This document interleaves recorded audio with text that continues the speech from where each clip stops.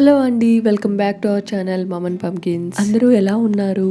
అందరూ హ్యాపీగా, హెల్దీగా, సేఫ్గా ఉండాలని కోరుకుంటున్నాను. ఈరోజు వీడియోలో అయితే కిడ్స్ కోసం ఇంకా మన కోసం కూడా సింపుల్ రెసిపీస్ చేశాను. అవి ఏంటో మీకు చూపిస్తాను. ఇది మన వ్లాగింగ్ సిరీస్లో 4th వీడియో అండి. ప్రీవియస్ 3 వీడియోస్కి కలిపి 10 మెంబర్స్ సబ్స్క్రైబర్స్ వచ్చారండి. చాలా థ్యాంక్స్ అండి మన ఛానల్ని సబ్స్క్రైబ్ చేసుకున్నందుకు. మిమ్మల్ని అస్సలు డిసప్పాయింట్ చేయను. కొంచెం రీచ్ అయ్యాక, ఛానల్ గ్రో అయ్యాక అందరూ సబ్స్క్రైబ్ చేసుకుంటారు. బట్ స్టార్టింగ్ స్టేజ్లో మన వ్యూస్ చూశాక కూడా వ్యూస్తో సంబంధం లేకుండా సబ్స్క్రైబ్ చేసుకున్నందుకు చాలా థ్యాంక్స్ అండి. ఇక వీడియోలోకి వెళ్ళిపోదాము. లాస్ట్ వీడియోస్లో చెప్పాను కదా హెయిర్ ఫాల్ చాలా ఉంటుందని. ఇప్పుడే ఫ్రెష్గా హెడ్ బాత్ చేసి వచ్చాను. అసలు ఎంత హెయిర్ ఫాల్ అయ్యిందో చూడండి. హెడ్ బాత్ చేశాక చిక్కు తీసుకుంటే ఇంత హెవీగా ఊడింది. నేనైతే స్ట్రెస్ తీసుకోవాలనుకోవట్లేదు. జుట్టు ఊడుతుంది అనుకోవడం ఇంకా పెద్ద స్ట్రెస్ అయిపోతుంది. అందుకే స్లోగా అన్నీ ఫిక్స్ చేసుకుంటూ వస్తున్నాను. ఫస్ట్ ఇన్ అండ్ అవుట్ అన్నీ సెట్ చేసుకుంటూ మెంటల్గా, ఫిజికల్గా మనం స్ట్రాంగ్గా ఉంటూ ఉంటే అదే సెట్ అవుతుంది. ఊరు నుంచి కరివేపాకు తెచ్చుకున్నానండి. ఎంత ఫ్రెష్గా ఉందో అసలు. అర్జెంట్గా ఈ కరివేపాకుతో ఏదైనా రెసిపీ చేసేసుకుందామని చెప్పి కరివేపాకు కారం చేస్తున్నాను. మనందరికీ తెలుసు కరివేపాకు ఎంత హెల్దీనో హెయిర్కి. చాలామంది హెయిర్కి మాస్క్లా కూడా పెట్టుకుంటారు కరివేపాకును గ్రైండ్ చేసి. బట్ నాకు అస్సలు సెట్ అవ్వదండి. ఇంకా డ్రై అయిపోతుంది హెయిర్. అదేదో తింటే ఇంకా హెల్దీ కదా అని చేసుకుంటున్నాను. లేతగా ఉన్న ఆకులన్నీ వడిలిపోయాయి. అవన్నీ తీసేస్తున్నాను. తర్వాత కడాయి స్టవ్ మీద పెట్టేసి ఒక 2 టేబుల్ స్పూన్స్ దాకా ఆయిల్ వేసుకొని శనగపప్పు, మినపప్పు వేసుకొని వేయించుకుంటున్నాను. ఇక్కడ క్వాంటిటీ నేను చాలా ఎక్కువగా చేసుకుంటున్నానండి. ఎందుకంటే పిల్లలకి కరివేపాకు కారంతో రైస్ కూడా చేయొచ్చు. 1 గ్లాస్ మినపప్పు, 1 గ్లాస్ శనగపప్పు వేసాను టీ గ్లాస్తో.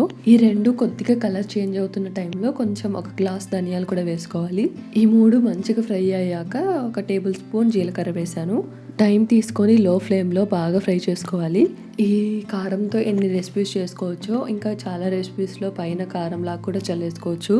కరివేపాకు రైస్ అయితే చేశానండి. తర్వాత ఎంత బాగుందో అసలు. వీటిని ఇప్పుడు మిక్సీ జార్లో తీసేసుకొని నెక్స్ట్ ఎండుమిర్చిని, కరివేపాకుని ఫ్రై చేసుకుందాం. దీనికోసం కూడా కొంచెం ఆయిల్ వేసుకున్నాను. మీరు కావాలంటే డ్రైగా రోస్ట్ చేసుకోవచ్చండి ఇవన్నీ. బట్ ఆయిల్లో కొంచెం రోస్ట్ చేసుకుంటే అన్నం తినడానికి బాగుంటుంది, అన్నంలో కలుపుకోవడానికి అని చెప్పి నేను ఎలా చేస్తున్నాను. కరివేపాకు చూసారు కదా, 2 గుప్పెళ్ళు వేసుకుంటున్నాను. గుప్పెడు అంటే చూడండి చాలా పెద్దగానే ఉంది. అసలు ఎండుమిర్చి ఫ్రై అయ్యాక మాత్రమే కరివేపాకు వేసుకోవాలండి. అండ్ ఇలా ఫ్రై చేస్తుంటే ఎంత కష్టంగా ఉందో. కొంచెం కొంచెం వేసుకోవాల్సింది, మొత్తం వేసేసాక చిన్నగా కలుపుకుంటూ చేసుకున్నాను. మొత్తం పడిపోతుంది కింద. ఇక్కడ నేను చేస్తున్న క్వాంటిటీకి ఒక నిమ్మకాయ సైజ్ అంత చింతపండు తీసుకున్నాను. ఈ చింతపండులో దారాలు లేకుండా అండ్ ఇత్తనాలు లేకుండా నీట్గా తీసుకొని ఫ్రై చేసుకుంటున్నాను. కరివేపాకులో కానీ చింతపండులో కానీ ఫ్రై అంటే నేను మరీ రోస్ట్ చేయట్లేదండి. జస్ట్ తేమ లేకుండా చూసుకుంటున్నాను అంతే. మరీ ఎక్కువ ఫ్రై చేసిన కరివేపాకులో ఫ్లేవర్ పోతుంది. అండ్ వెల్లుల్లిపాయల్ని ఒలిచి రెడీగా పెట్టుకున్నాను. 2 వెల్లుల్లిపాయలు వేసానండి. నెక్స్ట్ ఇంకా దీంట్లోకి టేస్ట్కి తగ్గట్టుగా ఉప్పు వేసుకొని చూసుకోవాలి. ఉప్పు తక్కువగానే వేసుకోండి, సరిపోకపోతే మధ్యలో యాడ్ చేసుకోవచ్చు. చాలా టైమే పట్టింది ఇవన్నీ మిక్సీకి వేసుకోవడానికి. చిన్న మిక్సీ జార్లో వేసుకుంటే ఫాస్ట్గా అయిపోయేది. అదేమో రిపేర్లో ఉంది. సో ఇది పెద్ద దాంట్లో వేస్తే చాలా టైం పట్టింది. ఇందులో కూడా మనం రకరకాలుగా చేసుకోవచ్చు అండి. ఇందులో మనం నువ్వులు వేసుకోవచ్చు, మునగాకు వేసుకోవచ్చు. అదొక ఇంకో కారం అవుతుంది, ఇంకో ఫ్లేవర్ వస్తుంది. నేనైతే సింపుల్గా ఇలా చేసుకున్నాను. నెక్స్ట్ టైం చేసుకున్నప్పుడు ఇంకొక రకంగా చేసుకోవచ్చు. వెల్లుల్లి కూడా వేసాక ఇలా పర్ఫెక్ట్గా బ్లెండ్ అయిపోయింది. చూడండి ఎంత బాగుందో. ఈ కారాన్ని మనం బయట పెట్టుకుంటే 1 మంత్ దాకా స్టోర్ చేసుకోవచ్చు. ఇంత కారం కాబట్టి 1 మంత్ అంటున్నాను. మీరు తక్కువ చేసుకుంటే ఇంకా త్వరగానే అయిపోగొట్టాలండి.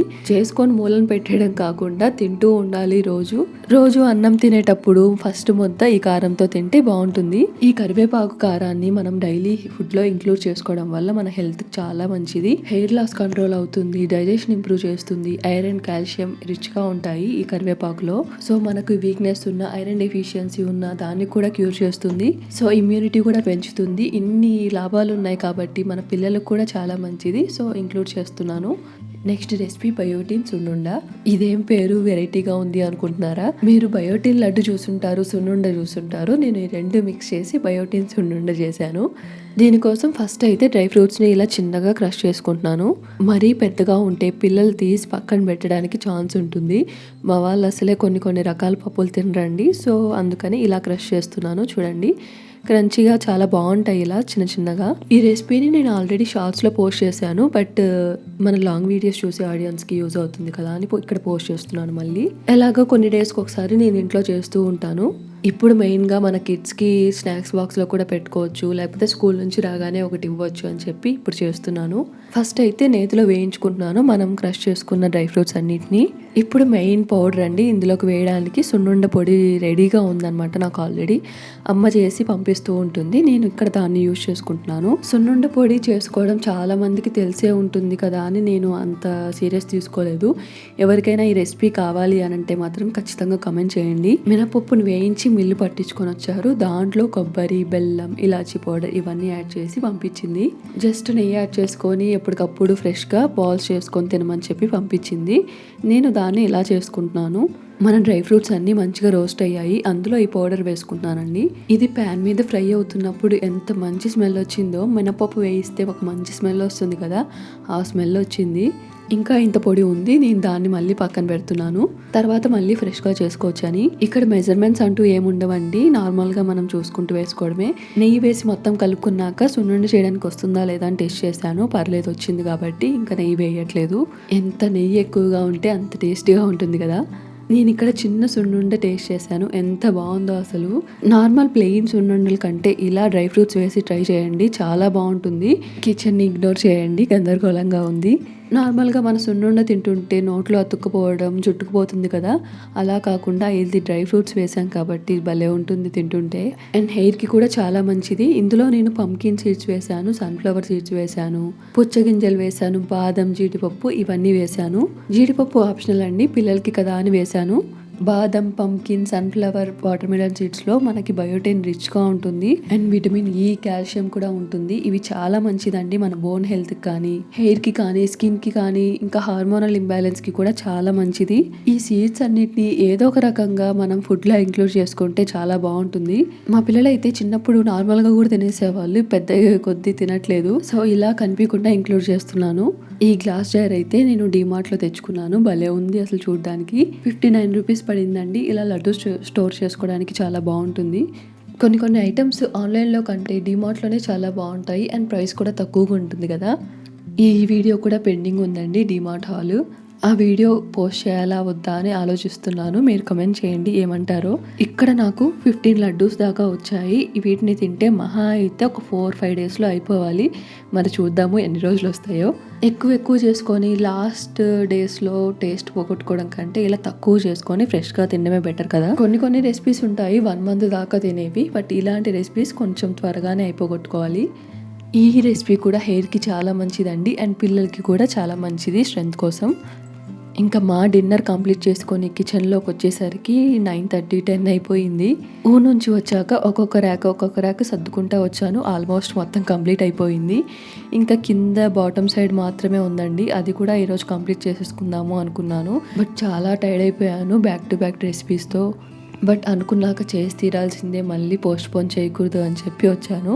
మిగతా పని అయితే నెగ్లెక్ట్ చేసేదాన్ని, కానీ ఈ డెకరేషన్ మేక్ ఓవర్ది నాకు ఇష్టమైన పనే కాబట్టి వచ్చేసాను. ఈ ప్లాట్ఫామ్ దగ్గర ఇవన్నీ తీసి 1 మంత్కి ఒకసారి క్లీన్ చేస్తానండి. డైలీ బేసిక్ క్లీనింగ్ ఎలాగో ఉంటుంది, మంత్లీ వన్స్ మాత్రమే డీప్ క్లీన్ చేస్తాను. స్టవ్ని అయితే డీప్ క్లీన్ 15 డేస్కి ఒకసారి చేస్తాను. నార్మల్ రెగ్యులర్గా మేడ్ క్లీన్ చేస్తుంది.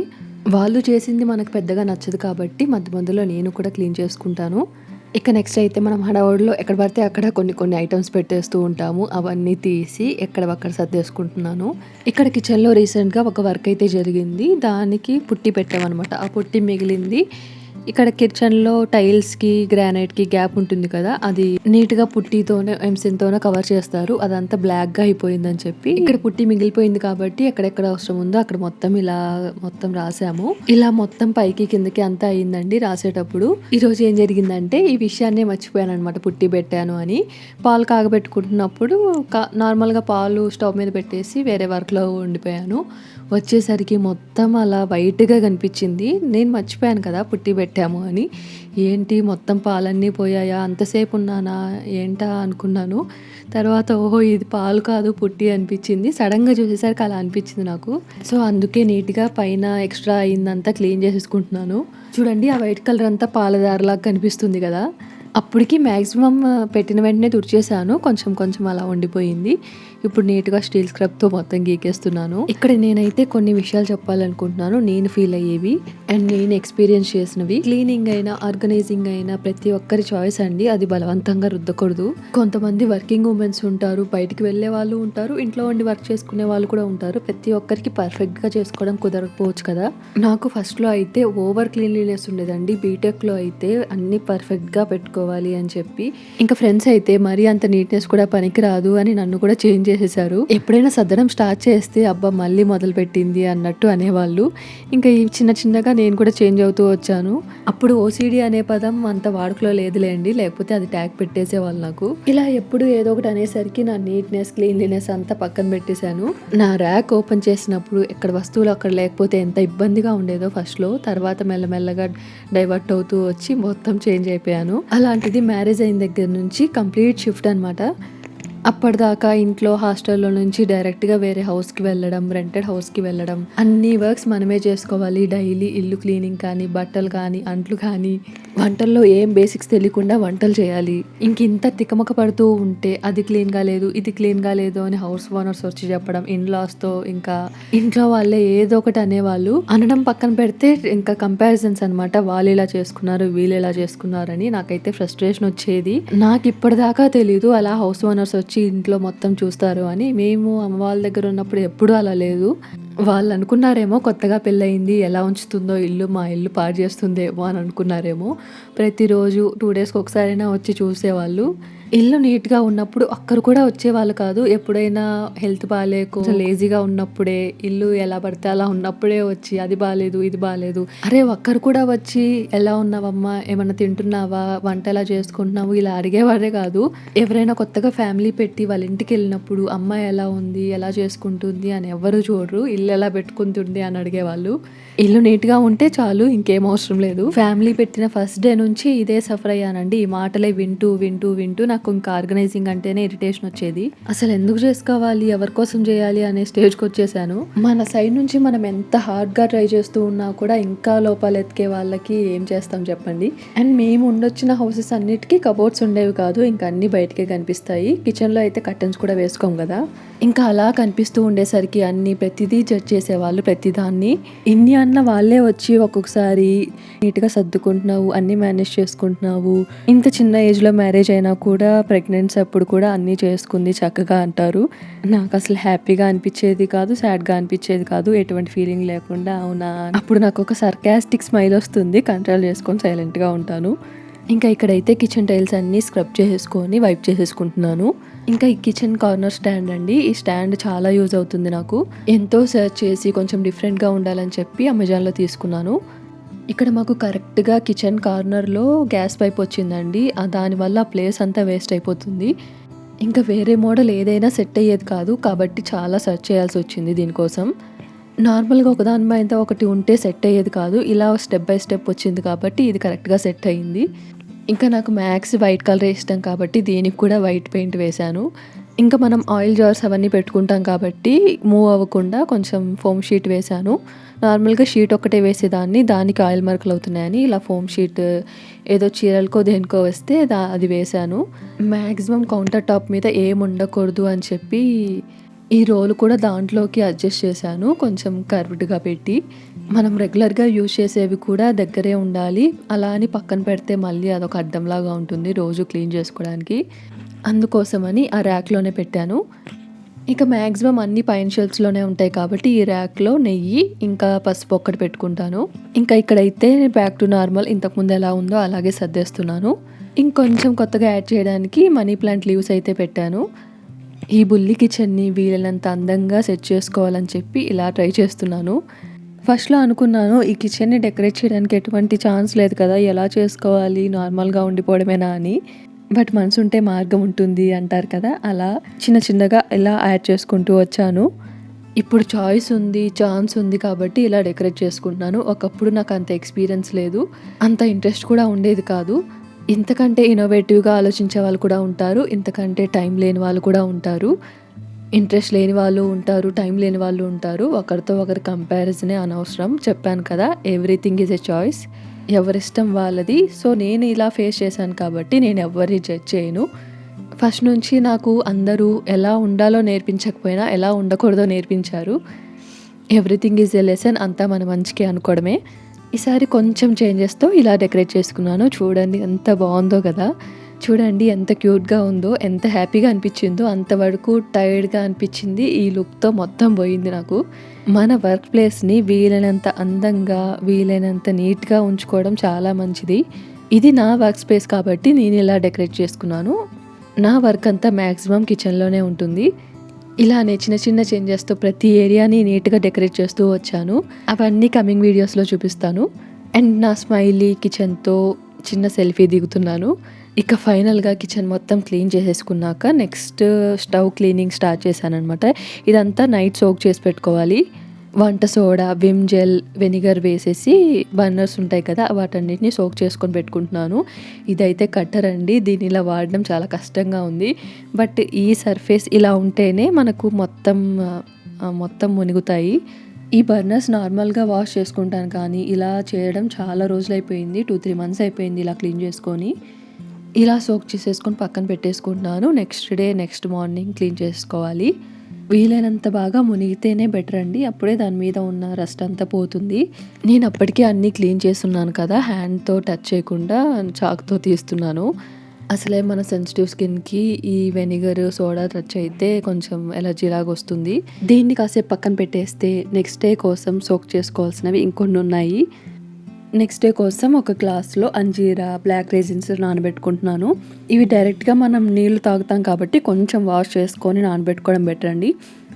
ఇవి సపరేట్గా నానబెట్టుకుంటున్నాను. నేను బాదం వాటర్ కూడా తాగుతానండి, అందుకే కొంచెం మినరల్ వాటర్ వేసుకుంటున్నాను. నేను హెయిర్ ఫాల్ కోసం డాక్టర్ వీడియోస్, పాడ్కాస్ట్ అలాంటివన్నీ చూసినప్పుడు ఎక్కడో విన్నానండి బాదం వాటర్ కూడా చాలా మంచిది అని చెప్పి.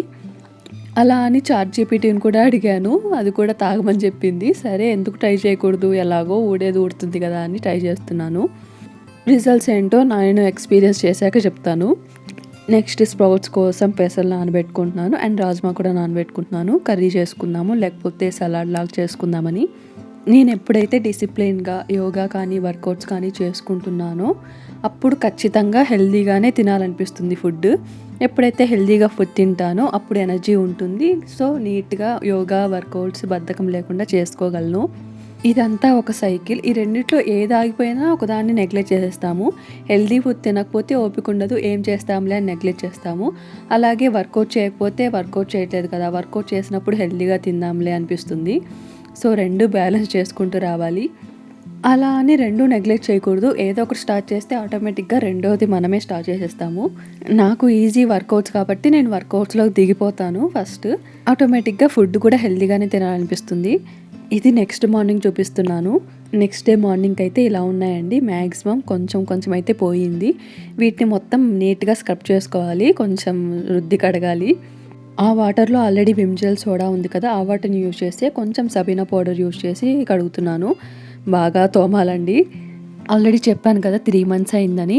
నార్మల్గా రెగ్యులర్గా వాష్ చేసుకుంటే అసలు ఇంత ప్రాసెసే ఉండదు. అంటే మనం యూజ్ చేసే వాడకాన్ని బట్టి కూడా ఉంటుందిలేండి. ఇప్పుడు కొంచెం తప్పదు కాబట్టి ఇలా నీట్గా స్క్రబ్ చేసేసుకుంటున్నాను అన్నీ. వంట చేసేటప్పుడు అనిపించదు కానీ ఇలా క్లీన్ చేసేటప్పుడు ప్రతిసారి అనిపిస్తుంది, అబ్బా 4 burner స్టవ్ అనవసరంగా తీసుకున్నాము అని. మనం నైట్ సోక్ చేసిన దానికి ఇప్పుడు చూసారా ఎంత డిఫరెన్స్ కనిపిస్తుందో, ఎంత నీట్గా వచ్చాయో చూడండి. మ్యాక్సిమం పోయింది. ఇంకొక 2-3 times ఇలాగే కడిగేస్తే కొత్త వాటిలాగా వస్తాయి. అంత కష్టపడాల్సిన అవసరం కూడా లేదు, ఎందుకంటే ఒక్కసారి ఫ్లేమ్ వెలిగించాక మళ్ళీ నార్మల్గా అయిపోతాయి కాబట్టి మనం బేసిక్గా క్లీన్ చేసుకుంటే సరిపోతుంది. అండ్ ఇదైతే ఆటో ఇగ్నిషన్ స్టవ్ అండి. దీంతో నా ఎక్స్పీరియన్స్ కూడా తప్పకుండా షేర్ తీసుకోవాలి అనుకుంటున్న వాళ్ళకి డెఫినెట్గా హెల్ప్ అవుతుంది. ఎవరికైనా ఈ వీడియో కావాలి అంటే తప్పకుండా కింద కమెంట్ చేయండి, నాకు కూడా చేయాలి అన్న ఇంట్రెస్ట్ వస్తుంది. నెక్స్ట్ డే మార్నింగ్కి స్టవ్ ఇలా నీట్గా, కిచెన్ నీట్గా ఉంటే ఎంత బాగుంటుందో. అదండి సంగతి. ఈ వీడియోలో చాలా మాట్లాడుకున్నాము. మీరు ఇందులో దేనికైనా కనెక్ట్ అయి ఉంటే తప్పకుండా కింద కమెంట్ చేసి నాతో షేర్ చేసుకోండి. అండ్ ఇంకా కొత్తగా చూస్తున్న వాళ్ళు కానీ మన ఛానల్ ఇంకా సబ్స్క్రైబ్ చేసుకోకపోతే ఒకసారి మన ఛానల్కి వెళ్ళి వీడియోస్ నచ్చితే సబ్స్క్రైబ్ చేసుకోండి. లాస్ట్ నైట్ మనం కొన్ని సోక్ చేసుకున్నాం కదా, అవి ఇలా స్ప్రౌట్స్గా వచ్చాయి 1 day ఆఫ్టర్. దాని కంటిన్యూషన్ ఇంకా ఈ స్ప్రౌట్స్ రెసిపీస్ అవన్నీ నెక్స్ట్ వీడియోలో చూపిస్తాను. నేను చేసిన రెసిపీస్ తప్పకుండా ట్రై చేయండి. వీడియో నచ్చితే లైక్ చేయడం మర్చిపోకండి, అందరూ మర్చిపోతున్నారు లైక్ చేయడం. ఇంకా మీకు ఎలాంటి వీడియోస్ కావాలో కూడా కమెంట్ చేసి చెప్పండి. నెక్స్ట్ ఇంకొక మంచి వీడియోలో కలుద్దాం. Thank you so much for watching. Bye bye.